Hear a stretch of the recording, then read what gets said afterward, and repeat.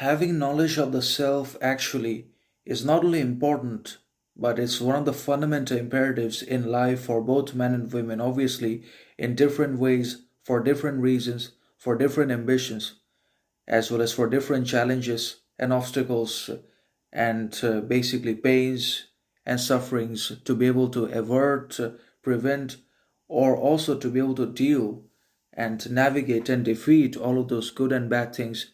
They need to have their own knowledge. They need to develop their own knowledge of the self, which is the ego, anyways, which is fragile or also delusional, pretentious, stupid, ignorant, arrogant, or it could also be rational, real, moral understanding in one or another, depending upon how we choose to develop it, cultivate it, nourish it, and wield it.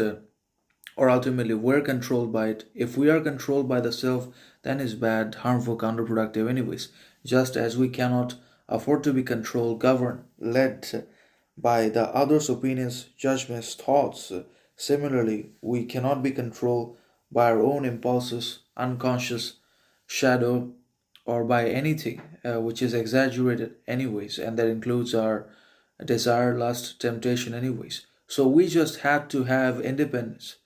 We just had to achieve absolute freedom, not only from the others, societal, outside demands, needs, dependencies, expectations, thoughts, opinions, judgments, which is dangerous and quite obvious, apparent anyways, but also from our own impulses, demands, desires, expectations, and basically needs, as well as from our temptations, lusts, desires.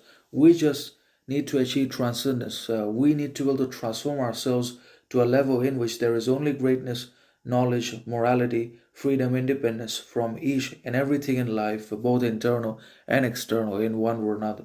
So, definitely, knowledge of the self is important because not only men and women face different problems for the overcoming, navigating of different challenges and contradictions and controversies and oppositions and objections, but also because they are fundamentally different from each other, and that is men and women. Rarely anything is similar between them, with little similarities and many differences.